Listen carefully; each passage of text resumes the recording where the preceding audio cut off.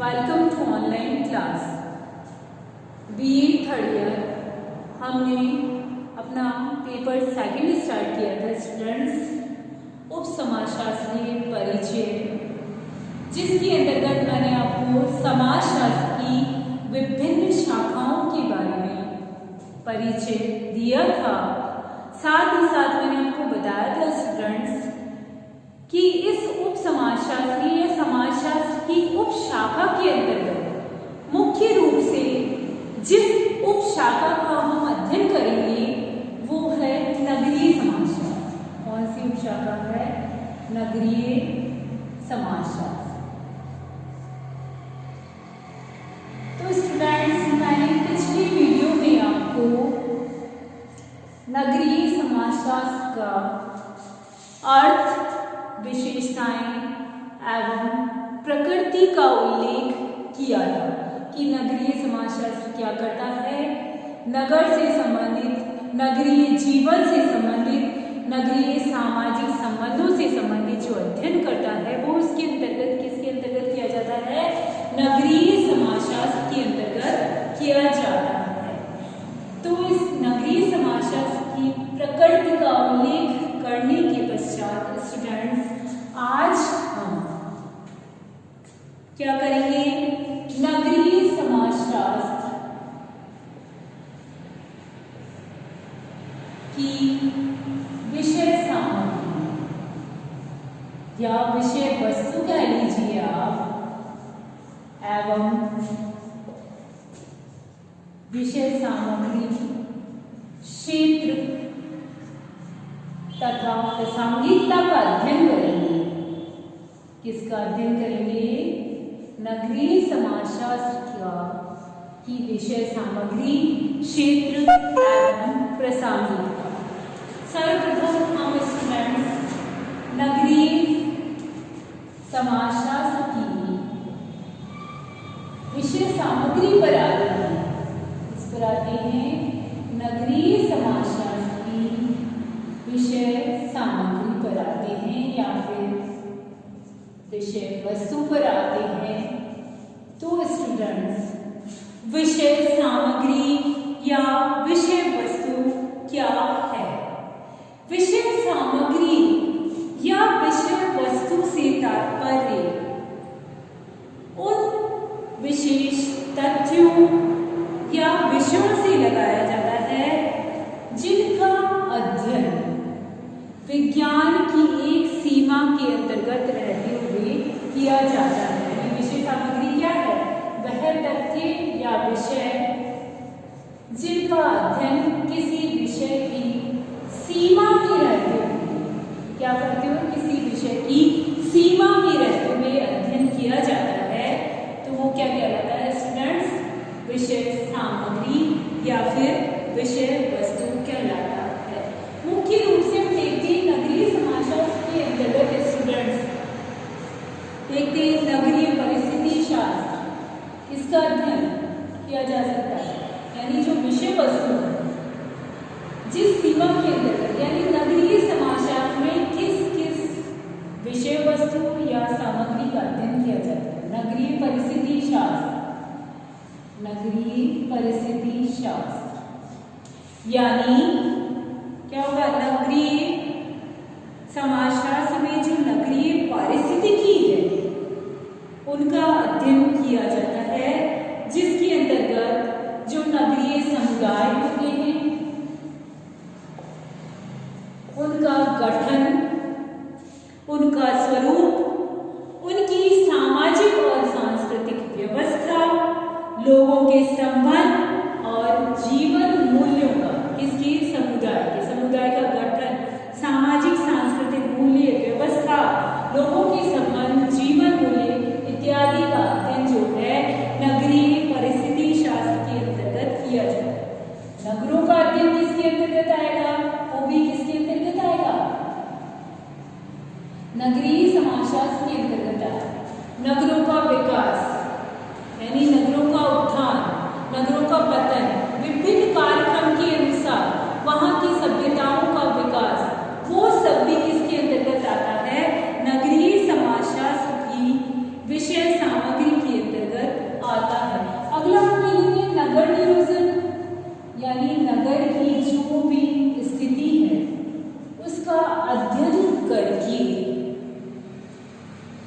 यानी उसके सामाजिक, सांस्कृतिक, आर्थिक, शैक्षणिक, आवास आदि का अध्ययन करके एक आदर्श नगर निर्माण की जो योजना प्रस्तुत की जाती है, यानी हमें नगर का निर्माण जो है किस रूप में करना चाहिए, उसके लिए हमें सामाजिक, सांस्कृतिक, आर्थिक, शैक्षणिक सभी जो क्षेत्र हैं उनका अध्ययन करना पड़ेगा और फिर उस आदर्श नगर का निर्माण किस रूप में किया जाता है।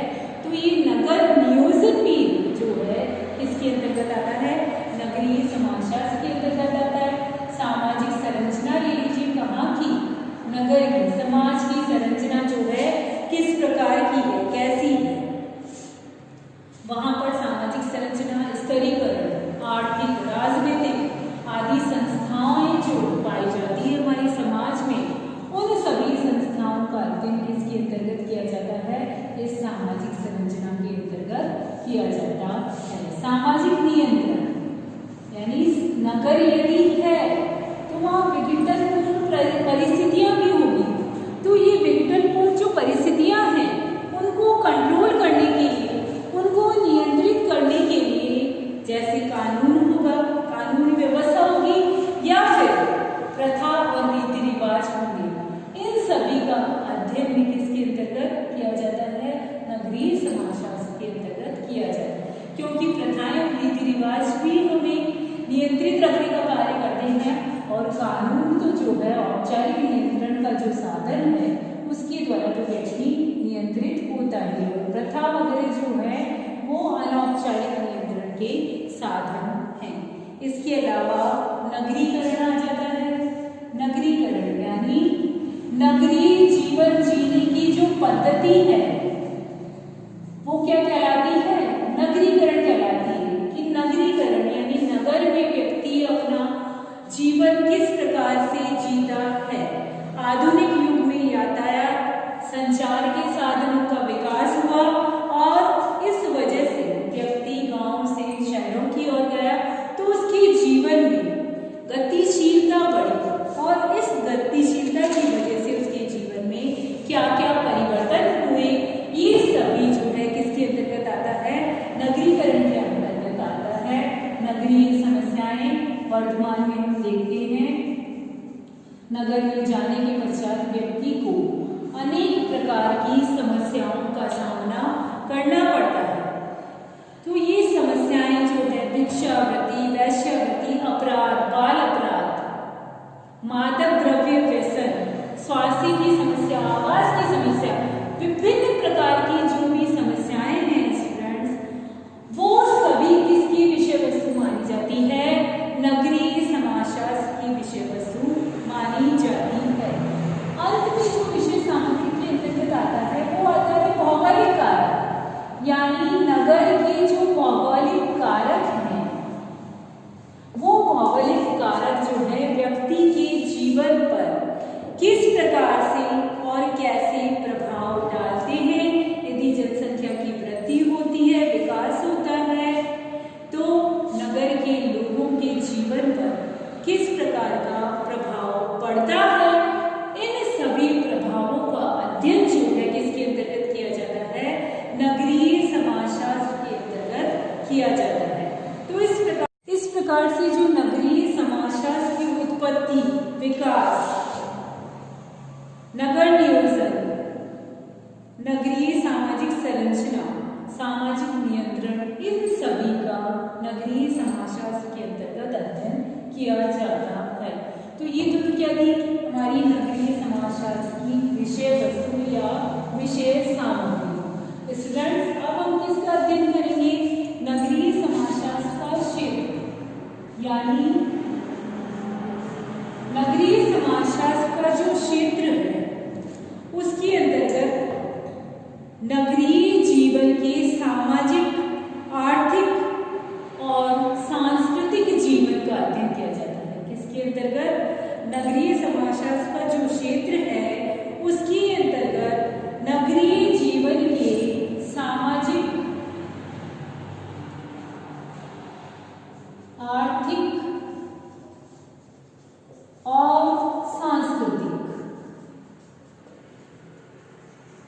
जीवन का अध्ययन जो है किया जाता है। किसके अंतर्गत? नगरीय समाजशास्त्र के क्षेत्र के अंतर्गत। नगरीय सभ्यता, नगरीय संस्कृति इत्यादि का अध्ययन भी नगरीय समाजशास्त्र के अंतर्गत किया जाता है। तो इसके क्षेत्र को लेकर विभिन्न जो समाजशास्त्री रहे हैं उनमें हमेशा मतभेद रहा। क्या रहा है? विरोधाभास रहा है, मतभेद रहा है, क्योंकि वो सभी जो है अपने अपने हिसाब से नगरीय समाजशास्त्र के क्षेत्र को विभाजित करते हैं। तो पहला जो दृष्टिकोण है स्टूडेंट्स, जिसके अंतर्गत पार्क और वर्गीस जो है, कौन है? पार्क एवं वर्गीस। ये कौन है? समाजशास्त्री, बहुत ही महान, जिन्होंने नगरीय समाजशास्त्र का अध्ययन किया और उन्होंने नगरीय समाजशास्त्र के क्षेत्र से संबंधित जो अपने विचार थे उनको प्रकट किया। उन्होंने ये बताया कि नगरीय समाजशास्त्र के क्षेत्र को 3 श्रेणी में बांटा जा सकता है। कितनी श्रेणी में? 3 श्रेणी में बांटा जा सकता है। पहला इन्होंने कहा पारिस्थितिकी। क्या चीज? पारिस्थितिकी।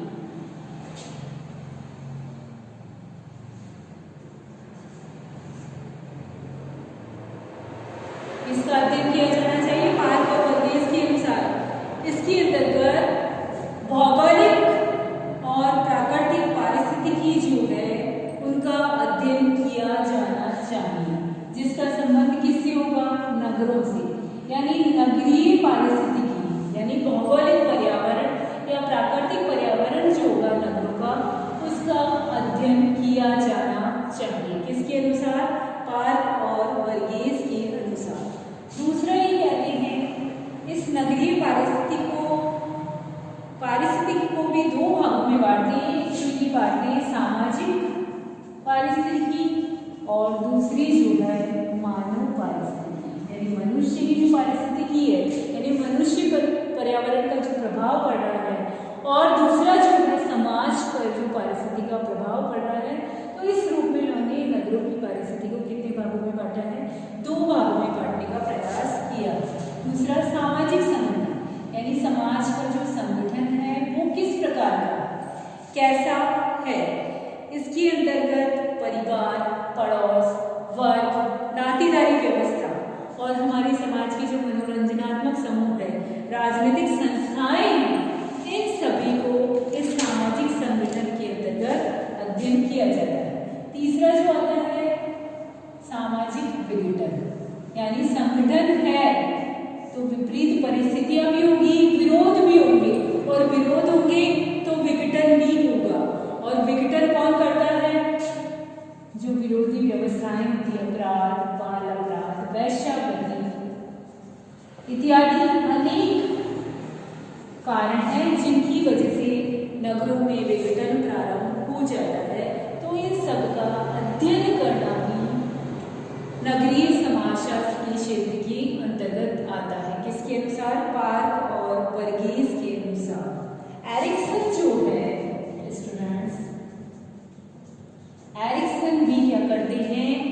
इसके क्षेत्र को बताने का प्रयास करते हैं। इन्होंने क्या किया है? इसमें पहले तो नगरीय सामाजिक समस्याओं को सम्मिलित किया है। किसने? सामाजिक समस्याओं को एरिक्सन ने, यानी अपराध, बाल अपराध, वेश्यावृत्ति, भिक्षावृत्ति इत्यादि जो समस्याएं हैं वो किसके अंतर्गत आती है? नगरीय समाजशास्त्र के अंतर्गत आती है। दूसरा इन्होंने बताया है समाज पर पर्यावरण का प्रभाव, पर्यावरण का समाज पर किस तरह से कैसा प्रभाव पड़ता है। जैसा कि पार्क और वर्गीस ने उसे पारिस्थितिकी नाम दिया है वही चीज, लेकिन समाज पर पर्यावरण का किस रूप में कैसा प्रभाव पड़ता है इसको बताया। तीसरा जो उन्होंने बताया है वो स्टूडेंट्स, एरिक्सन ने तीसरा नगरीय समाजशास्त्र क्षेत्र के अंतर्गत जिसको सम्मिलित किया है वो है सामाजिक प्रक्रिया, यानी क्या है, जो लगातार चलती रहती है, निरंतर चलती रहती है, उसे हम क्या कहते हैं, प्रक्रिया कहते हैं। यानी नगरों में अनेक प्रक्रियाएं जो है लगातार चलती रहती है, चाहे वह सहयोगी प्रक्रियाएं हो या फिर असहयोगी प्रक्रियाएं। असहयोगी यानी संघर्ष ले लीजिए आप, सहयोग ले लीजिए सहयोगी में, और प्रतिस्पर्धा ले लीजिए। ये सारी प्रक्रियाएं जो है नगरों में हमेशा और लगातार चलती रहती है। तो एरिक्सन ने नगरीय समाजशास्त्र के अंतर्गत इन सामाजिक प्रक्रियाओं का उल्लेख भी किया है। तो विभिन्न समाजशास्त्रियों के विचारों के आधार पर स्टूडेंट्स मुख्य रूप से हम देखते हैं कि नगरीय समाजशास्त्र के अंतर्गत या नगरीय समाजशास्त्र के क्षेत्र के अंतर्गत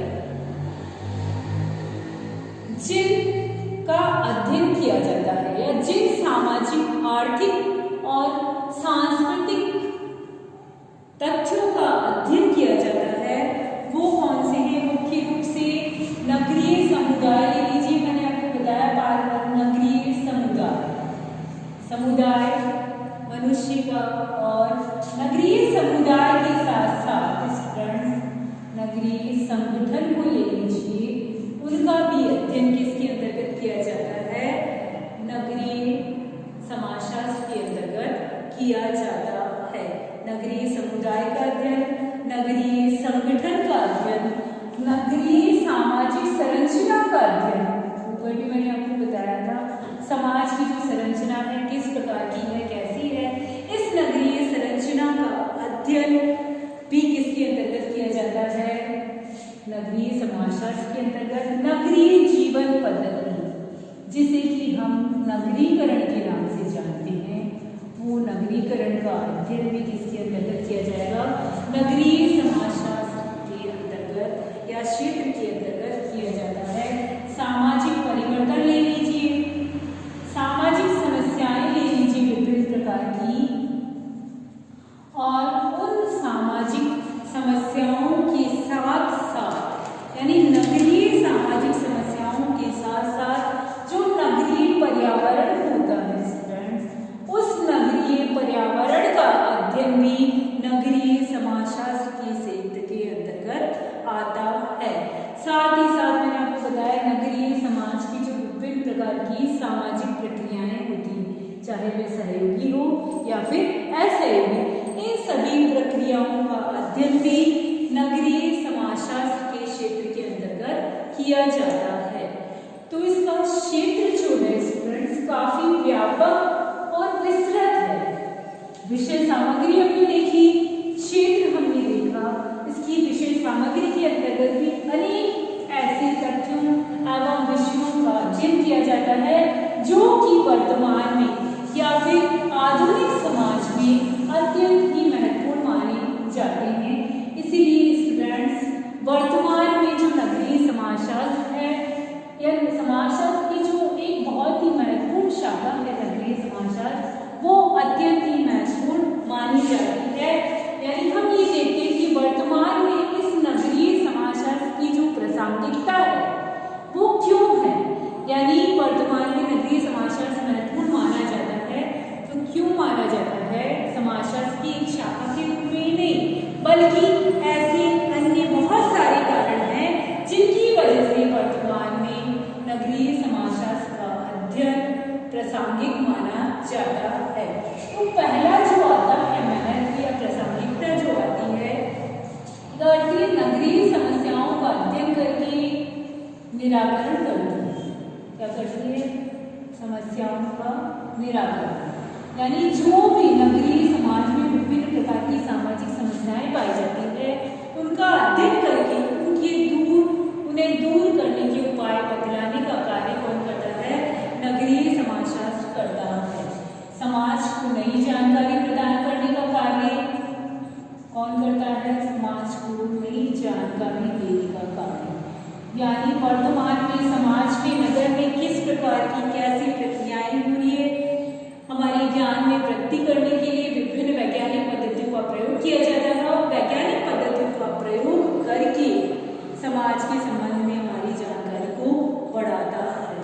नगरवाद की, यानी व्यक्ति क्या कर रहा है, नगर में जा रहा है, नगरवाद बढ़ रहा है, नगरीय जीवन शैली को अपना रहा है, वहां की फैशन को अपना रहा है, और उसके बाद उनके जो मूल्य हैं, जो नेचुरल या प्राकृतिक मूल्य थे, ग्रामों के लोग थे, उनके जो मूल्य थे, नगरों में आने के बाद उनमें क्या परिवर्तन हुआ, उन सब की जानकारी देने का कार्य भी कौन करता है, नगरीय समाजशास्त्र करता है।